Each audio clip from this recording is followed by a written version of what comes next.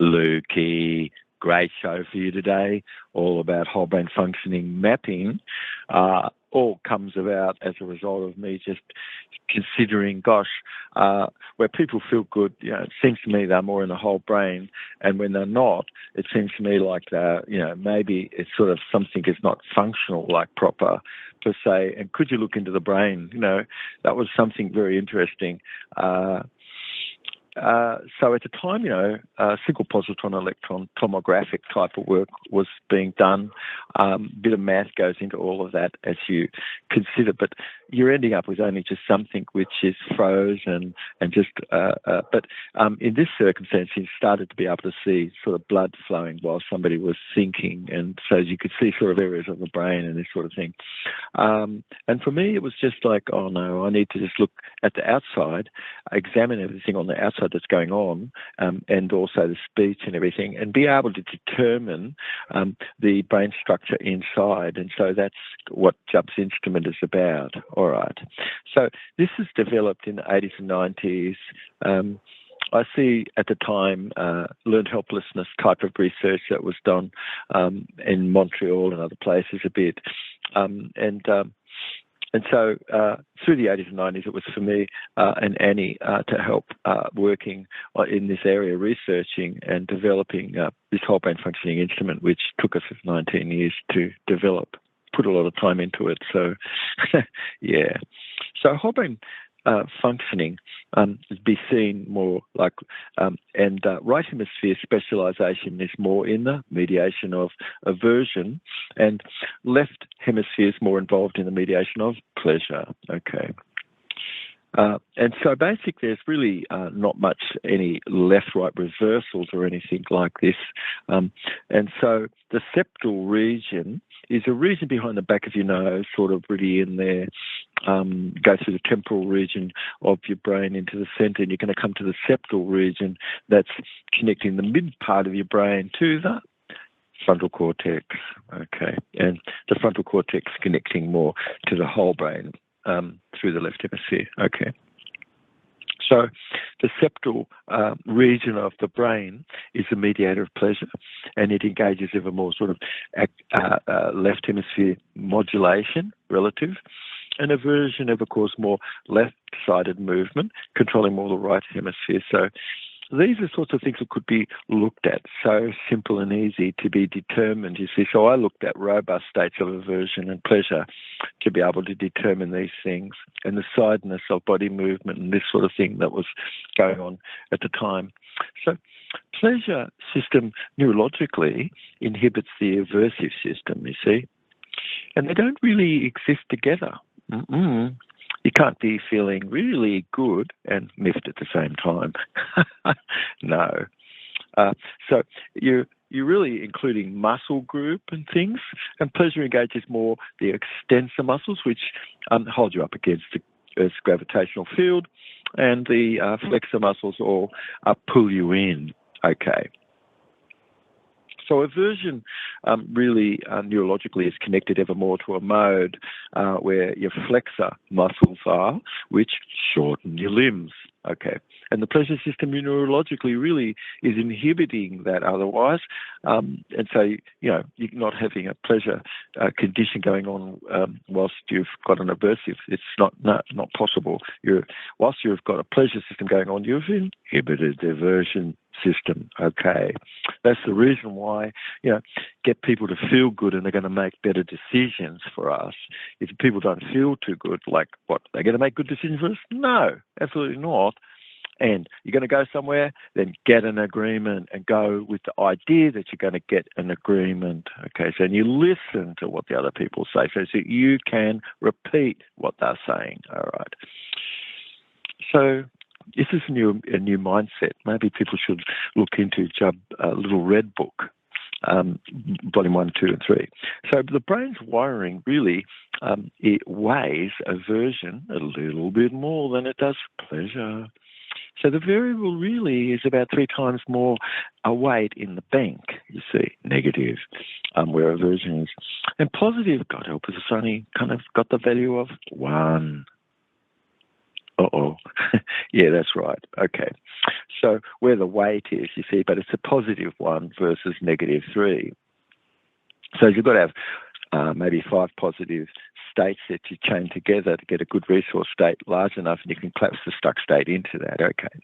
So the system really is set up ever more to protect you, and remember what you need to do, to help protect yourself versus like, oh yeah, you have to really remember how to have a good time. It's like, no, you don't really have to have a memory and have to have a remember much that you've had a good time to have a good time. It's just you smile and it's instinctive, whereas scowling and aversion is a little bit of a lot of learned stuff goes on there, which at some point maybe that might be an interesting show we could talk a bit about. But aversion really is otherwise triggering your state specificity, and it fuels fragmentation, dissociation, inhibition, incongruence, polarization.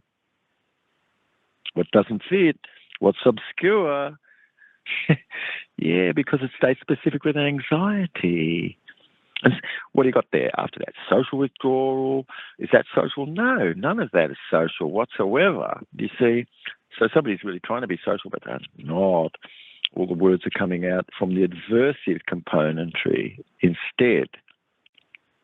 So a long time ago, I was always talking about your cup is half full or it's half empty, and explaining this non-stop for the last 40 years. Maybe you're starting to hear a little bit more about this. So really, what's antisocial is really alongside overactivity of your cells in your amygdala and the part of your brain which processes fear and emotion, and it's all state-specific, and it's responsible for heightened feelings of that and an urgedness to, avoid social contact. Wow. Going to get anything done with that? No, absolutely not. Okay. So where you engage others' septal region, and this is the sense of your orgasm and pleasures that sense. That's your septal region. You need, neurotransmitters for that. Acetylcholine. That's the only neurotransmitter that connects your brain to the muscle. Otherwise, just little nerve to nerve, nerve to nerve, nerve to nerve. A lot of internal dialogue. Okay. So you've got a beautiful condition where the cortex is formed and the frontal cortex is grown out of anatomy, directly implicating interest for you to be able to get in there and stay in there. And this is an outward lived meditation, sitting, living, walking. This is not, oh yeah, you know what? I'm going to go somewhere and turn this on. How stupid is that? Oh my God, that's just ridiculous. Somebody says, I'm going to go someplace and I'm going to do it there. It's, oh my God, this is just so weak. Okay. Your amygdala connects you more to your right hemisphere. It engages ever more left hemisphere movements and things, and pretty much you're accessing aversion more through triggeredness, more through right hemisphere, which engages more left hemisphere movement and things, and vice versa for pleasure. So where the cells would have fired strongly in response, you've got Pavlovian conditioning, and maybe Bambi just can't forget where the tiger is, So you're triggered wherever that was and get over it, wire in a new behavior experience right now that's better, and now you're going to see how you respond better, all right? So everything that would have been negative and aversive, framed that way, all triggered, overwhelm and feelings of threat, and gosh, it's not a safe situation. And it's a state of dialectics which is just negated. And there's no such thing as negation at your primary level of experience. So get over that, God help us, please. Learn how to use negation positively. Like I could say, try not to have a lot of fun with this over the next days. Okay, that's a better way to kind of put things, because you've looked at things and framing things more positively. So if your dialogue isn't like this, how about just letting your dialogue go, please? And internal especially, forever, even if it was positive. And eventually, of course, your external dialogue is positive and you frame things this way, and eventually you're able to throw a lot of negative things in there. Because why? Because it's all about something positive instead. Okay. So you're learning how to use a negative embedded command. Like if I said, try not to, have a lot of fun with this over the next days ahead. See, that's about that. There's no such thing as negation. It's a primal level of experience. So if you're an adult, start to listen more like a child does and somebody whose brain hasn't been, brainwashed through the public fool system, all right? So there's too many things that could be just straightened out where that is. But anyway, look, what's antisocial and over-alert is really probable that they've been controlling things and, real control freak sort of ways to have only got something, but you don't really get anything through control. That's not motivating anybody, and that's not delegating anything to anybody. It's just abdication, meaning you're giving somebody something to do, but you're not giving them any power to be able to do something, you see. So depressiveness and withdrawal and inhibition and all that learned helplessness really is by degree, and it's mild and severe and sometimes causes like more anxiety and what have you. Look, all of it could be preferred where something is to be able to dissociate. How good is that? But not get stuck there. To be able to control how to distract. But the biggest sort of violent things that people do is to be able to control. So they leave. Wow, what a control freak. And so that's a control freak where somebody just leaves and they dissociate. Okay, this is the most violent thing you can do inside yourself. The other thing would be just continuously bringing things up as total distraction and not a focus on what should be. The other thing would be sort of interrogating self by having question and making yourself feel smaller and then otherwise using intimidation. Look, how about picking up a copy of Jubb's little red book on Amazon and get into it a bit more? What's congruent is all the channels are all parallel with each other. What's integrated? All parts are integrated with each other. What's associated? It's more you using directions that be towards things and have things within versus outside, away. Okay. So it's really a discovery where you've got certain neuron and it's in the septal region of your brain, which really causes ever more whole brain patterning, what we've been talking about. Okay. And the aversive system is neurologically inhibited by the amygdala.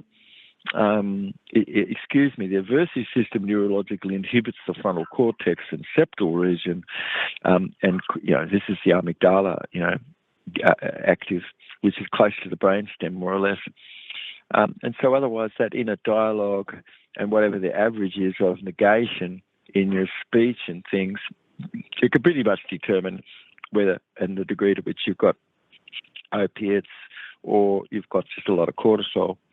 So it's specific, and it's the active creativeness of what's positive and getting that negative or positive feedback loop, which causes you to, and all of us, to be more focused where things are social. So violence would have been controlling and not delegating anything and averse and cortisol-y and making sure everybody feels anxious. And what are you doing when you're doing that? You're shutting everybody else's brain down, you idiot. I mean, nobody's an idiot, but somebody could be acting that way or have done that. But this is somebody's baby, and this is you who your identity is pristine, and it's got nothing to do with the behaviour, God help us, all right? So your identity is pristine. A behaviour is not your identity, nor is your attitude or what you're capable of or what you could do or, your environment or your family or something like this, okay? This is just a string of stuff that you've got behind you sitting in a circle somewhere, and that's what you thought your identity is, and it's not. Okay, you come to realise this. So it's really worn and what you wear, and how much is that of play, you see? Because playfulness is our original condition. So what makes whole brain functioning, the discovery of all of this really important for you, is to how you could identify clear systems where the vestibular sense is used in syntax. It's a structure of behaviour, and you could target all of this with whole brain patterning and using the vestibular sense to be able to cause a calmness, more rebalancing, where somebody would have had a bit of hyperactive brain cells. Okay. So the future really is bringing relief to those who are struggling and having had anxiety disorder.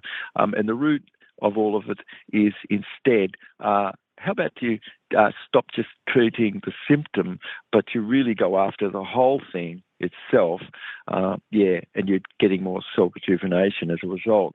And everything is sort of really like a root cause within the nerve body circuitry. And how does nutrition and these sorts of things play a role where this is? So the real physiological change that occurs where harm is leaving your lights on at night and never letting the dark be where you need to be able to rest. You need to be able to take a break. Okay. So someone really where the prey son or prey daughter system is, it wants to harm and put you into some circumstance and like, this is so unethical. You have no right to injure somebody else and harm them. But lights could be left on a lot, couldn't they? And all the time maybe. But the system really could have isolated you also, and the system could have taken advantage more of you rather than caring for you. So under a criminal banking cartel of a one world order, don't tell me that things are messed up, right? And so why? Because just the law is not being followed, and you need the right side of the court and private investigation where things are, because why? That's you in the private, not something public, just as you're just only a fictional self. How can you get anything where you're talking to a fiction and only fiction is there? Look, there's no talk and there's no listenness where fiction is. Can you look into this matter? It's very important. Under a criminal banking cartel, you've really got a negative inducted system, and it's not natural whatsoever, nor is it centralised. That's bull dust. It's got nothing to do with what's nature, and it is really harmful and stupid. All right. But that's another story. It's groundbreaking, really, study that's revealed that where you've got prolonged isolation and all of that sort of thing going on, don't tell me that's not shrinking people's brain. And is that kind of maybe the asymmetric warfare that's going on? Yes, it is. It's part of it. Okay.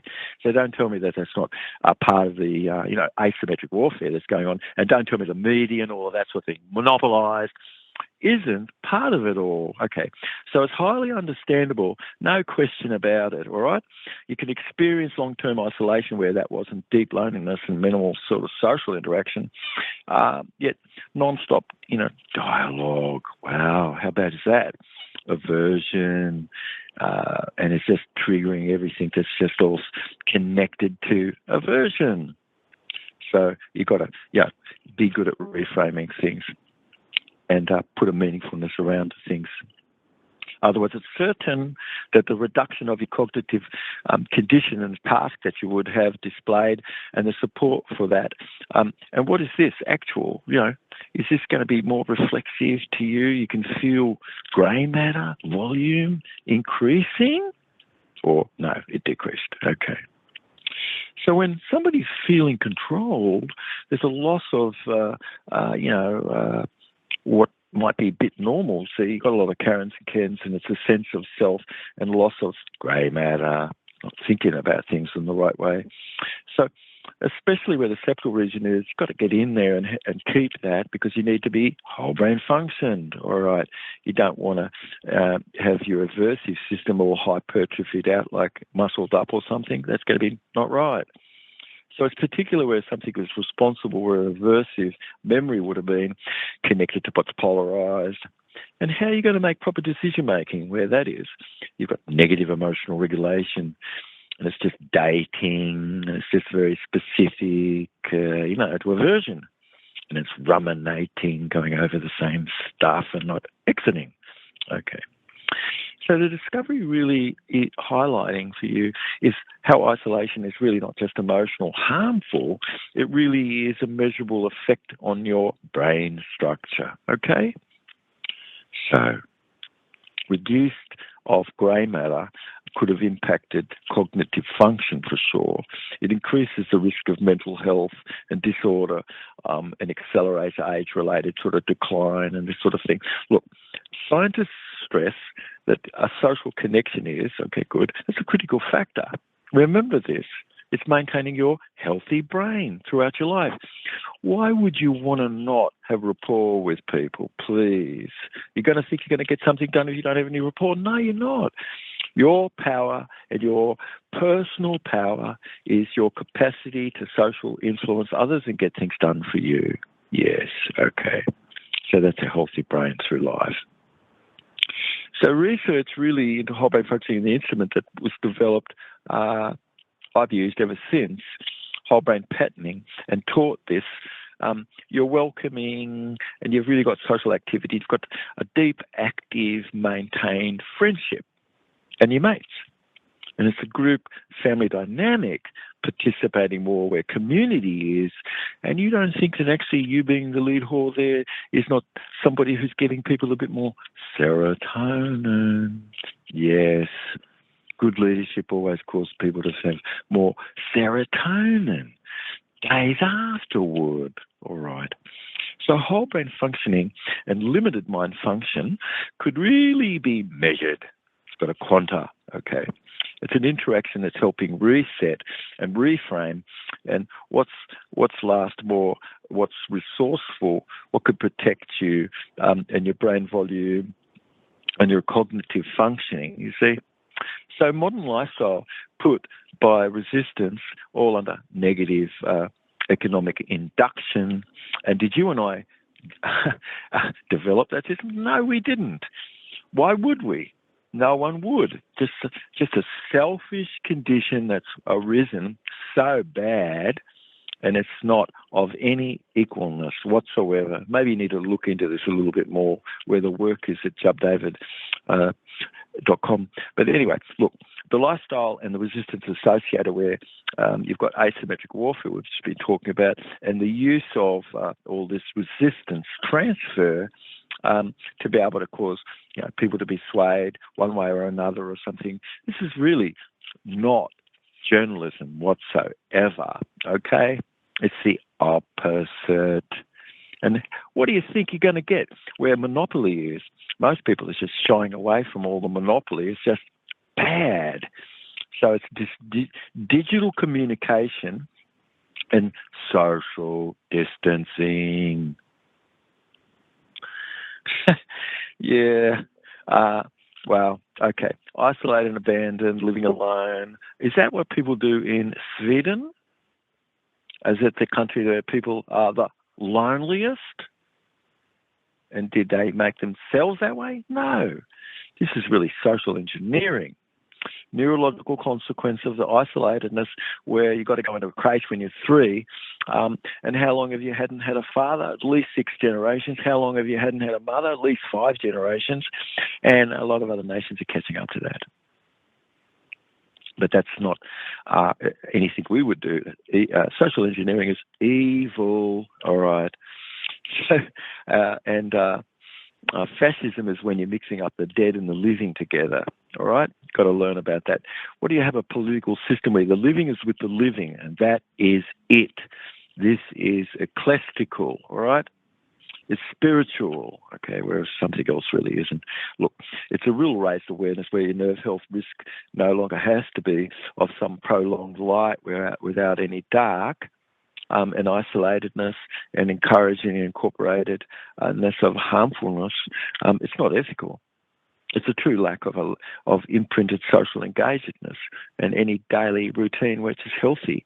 It's got truly just disasterful harmfulness of any need and not to be just dogmatic and have cognitive lacked moral and emotional well-being. And you're going to say that people are going to look at the society and say this? Of course they are. So where do you want things to be? If we look at autism, and I work with autistic kids for some 4 years, 6 months out of the year, and I work with minimal brain dysfunction adults and things to really teach others about psychomotor development and how hypnosis can change people's outcome. So it really is where cells are reduced by excitotoxin, good, because you could learn about live food. Okay, but a slight deficiency where that is do you have eye awareness? And is this something outside where you're connected to the outside world and the inside world is the same as the outside world? It's possible to help tune the psychomotor movement, which I taught people how to do through classes at the university. and an autistic population that we had for 6 months at NYU. And whole minimal brain function adults and things that went on where this is just incredible insight and learning, and how much is it that you could help change things because you could learn a little bit more about short-term hypnotherapy. Why shouldn't you learn about your language? I think it'd be a good thing.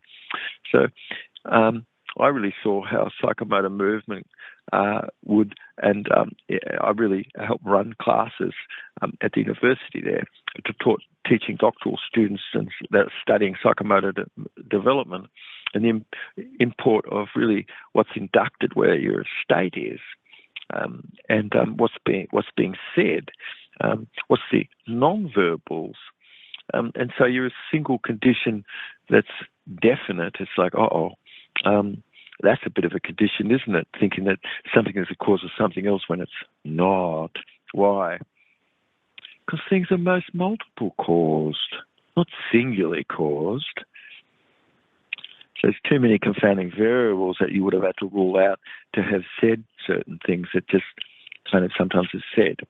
So it's better to have a cross-disciplinary sort of background, and you really need a neural behaviour and physiological background, and to specialise ever more. So this is what I did for 19 years at a doctoral level. And it's really a review of all the literature. And is that going to give you the ability to be able to be an expert in the world? Yes, it is. You better have reviewed the literature to be able to do that. Otherwise, how the hell could you call yourself more the expert? So professionals really always could be diagnosing autism and the spectrum that impacts everybody. Even a normal beloved has some degrees of autism.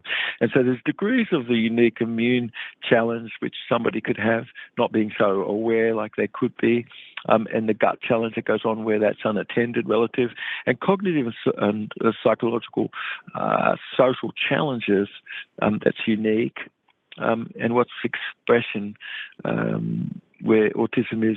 And when this is diagnosed earlier, typically like before the age of 6, you could see how things progress and varying degrees of the spectrum where autism is. So it's really a message, of course, that you and I, we've to have a far more cross-disciplinary type of approach. And looking into the literature, you could really mention how late diagnosed individuals display sort of unique developmental paths more and tend to become not as functional. So, where things are missed, but if they're not, it's probable that somebody become a bit more functional, certainly. Okay. So you've got a lot of unique epigenetic types of profiles where autism is, and it's not just one condition. Right. Okay, so get over diagnosing it as one condition, which it's not. So there's a lot of epigenetics that's going on where anybody is, and the life colloid spore where the blood is, and symptoms of hyperactive deficit, disorder, attention, and things. So the younger that somebody's more diagnosed, it's more possible that some behavioural changes ever can be where youngness is, some manageableness could be given and what have you. So where people are diagnosed a little bit later on, they face ever more behavioural difficulty. So many could suffer greatly where depressiveness is and post-traumatic stress disorder, and they grow older and don't even get better, but often worse. So all I'm saying is, hey, as I'm giving you hope, well and truly could turn things around.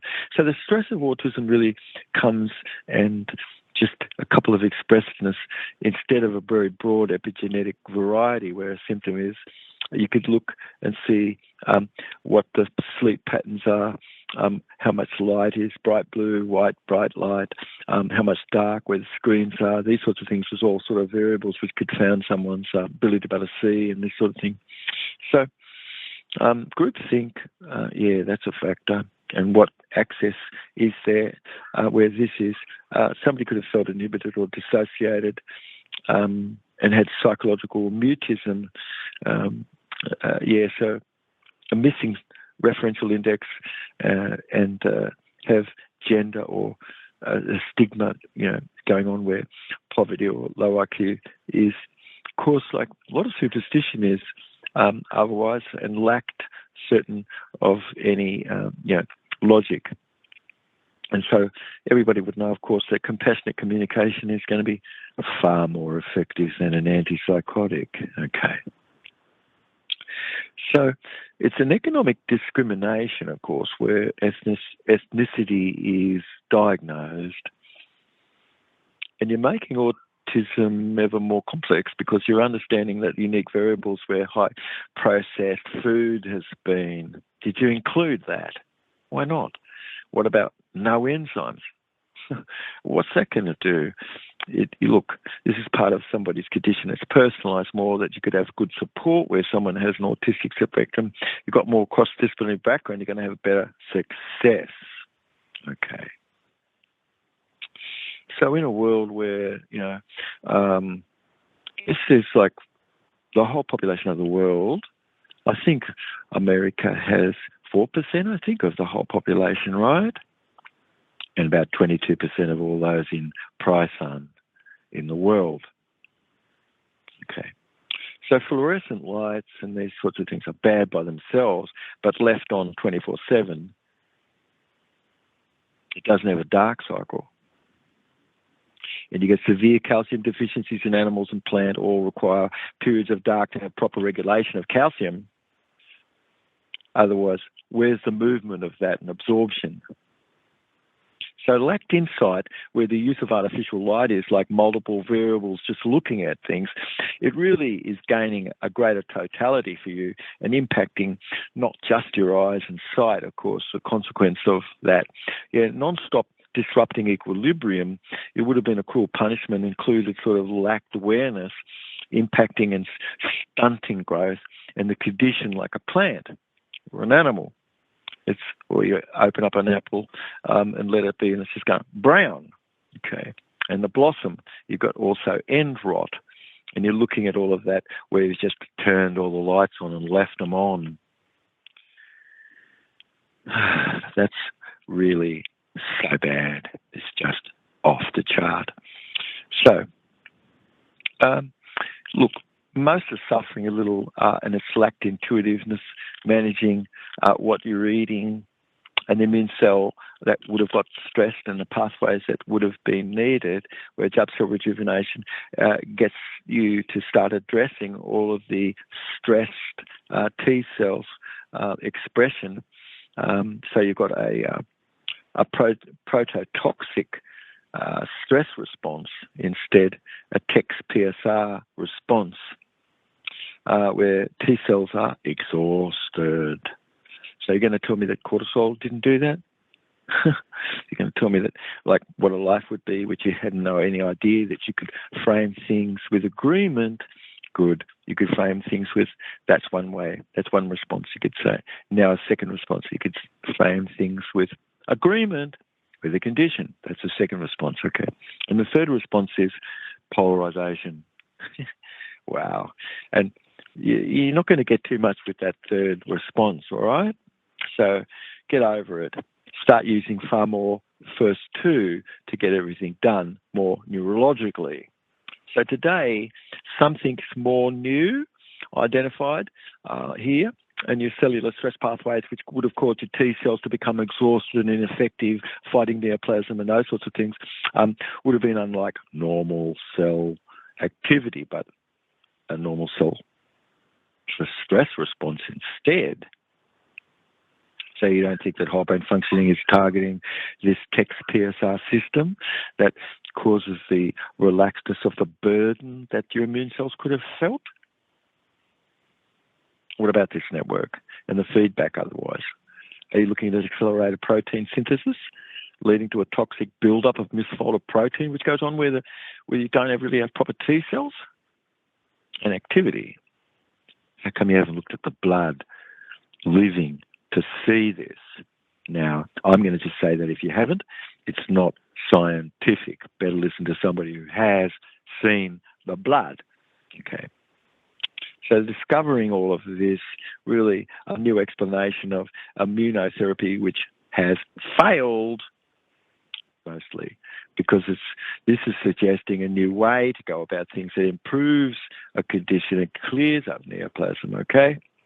So microtrauma and cracks where the bones are and teeth and things, high intensity sort of vibration that people could be subject to, and stresses and those sorts of things, where a Price-on system is you've got heavy metal closed doors that vibrate and go straight through the concrete where people lay their heads.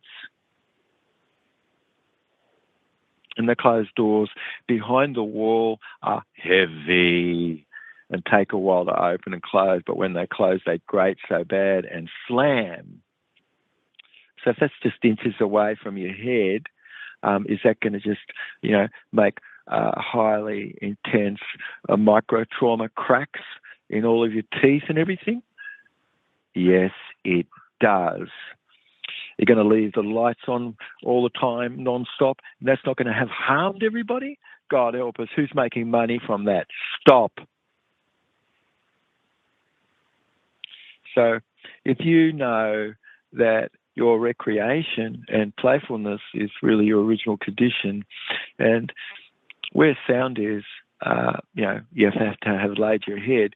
You're not going to tell me that the damage to your eardrum and those sorts of things, and also all of the bright white light doesn't impact your eyesight and impact your pineal gland and can cause you to be having some harm done for months and perhaps the rest of your life.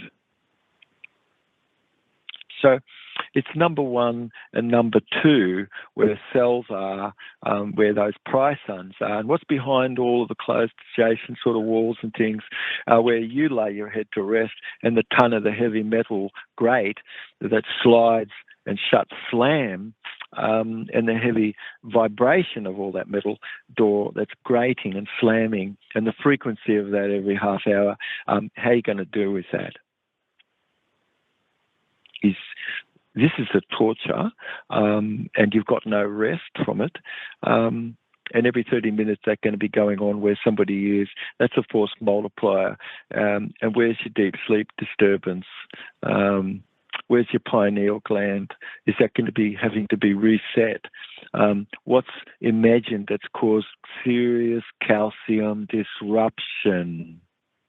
You're not going to tell me that cortisol doesn't raise calcium and cause calcium disruption. It sure does. It's the primary reason why people have hypertension, because it's your overall response, which is diversed. So what about if you don't really have a dark cycle? And you have the effect of disrupted sleep pattern afterwards? You've got the heavy vibration. You've got teeth and jawbone. You've got what's set up, that's whole, which is a force multiplied effect. It's really like a kill box of vibration. And small cracks where people's teeth are, and enamel and root all gets destroyed. And so numerous cracks can develop in people's teeth, and it does under those circumstances. So if you really know how much light affects where anybody is in good health, and you've got a good balanced dark, how good is that? You're not subject to anything that's cruel and harmful. And so where there's no natural dark cycle, you've just got 24/7 exposure of artificial white, blue light. And so you're not going to be able to tell me that that doesn't cause calcium metabolism to be detrimental. It sure does. It reduces the vitamin D synthesis. It disrupts the circadian rhythms. It alters your cellular calcium signaling. Okay. So it's a fact that a vine in front of all of that is not going to grow too strong. It actually grows weaker as it ages. And the toxic burden where white and blue light is at night, where screens are, and what's that got to do with your bone turnover and all your thyroid function? The disruptedness of the light dark cycle negatively affects the bone turnover. You can't keep people in the cold. They're going to die, and you're killing them. And is this the reason why you send somebody somewhere? You know, you listen and you hear about all of this going on where the world is, and it's just outright disgusting. You know, so you're breaking down all of the old bone tissue and replacing that with new bone, and it's altered where delicate balance of calcium would have been over time. And it's not that you haven't looked at what the damage and harm is done by blue light radiation and white light excess at night, and now what the retinal damage has done more to your eyes. So blue light really is the cause of oxidative damage in the retina, and through a process of involving, calcium influx into the retinal cells. So nobody's going to say that that's not related to systematic calcium metabolism, the detrimental effect that chronic, wrong light exposure is doing to your health. Okay, so it's disrupting the circadian rhythm, and several biological consequences exist, ranging from immediate effect to fatigue. So it's poor concentration, and long-term health effects of this is increased. And don't tell me that people don't have a risk more for cardiovascular, conditions and obesity, diabetes, cardiovascular conditions, mood disorders. Okay. So what's misaligned where your internal clock would have negatively impacted the hormone level and metabolic process? And so are you looking at what impact things are having on your immune function and how this affects behavior and sleep quality? If you're looking at nerve like I've done, you're looking at neurodegenerative types of behavior and physiological disorder, and how does your circadian disruption impact all of that, where it increases, a greater association to some risk of developing more neurodegenerative disease. It's really,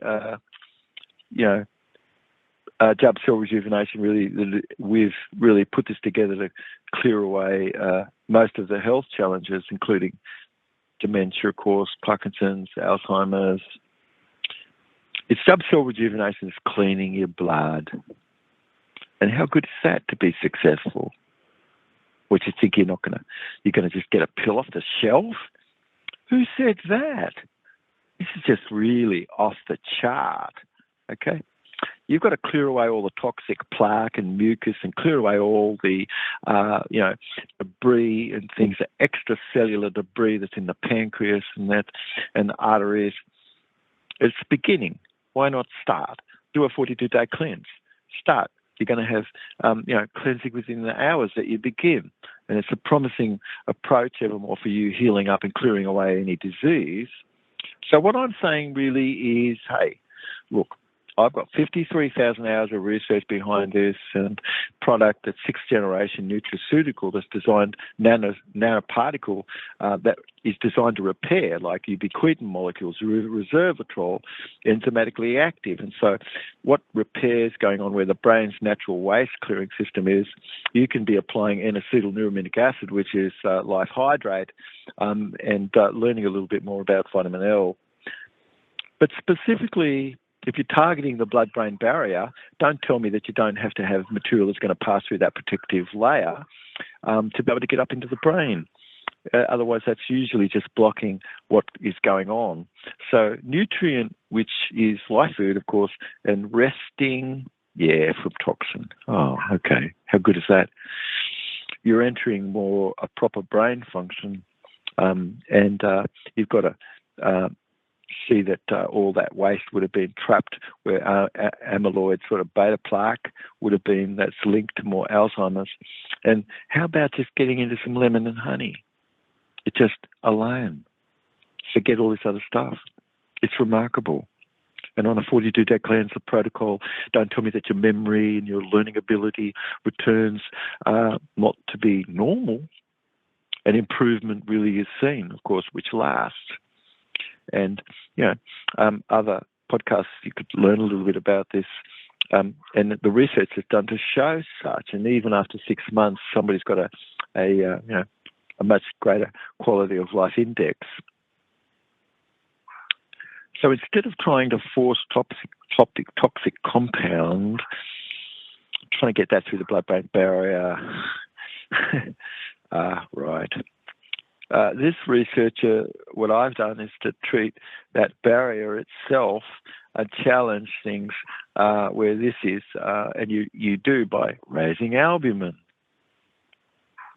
And you can assist repair. You've got a beautiful ability to remove the harmful protein buildup where the brain is.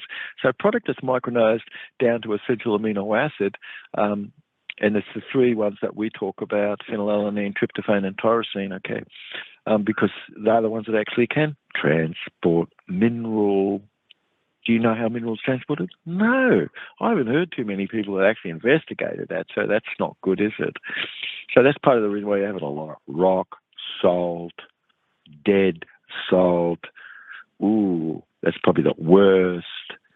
Okay, along with microplastic, all the water bottles that you drink, plastic.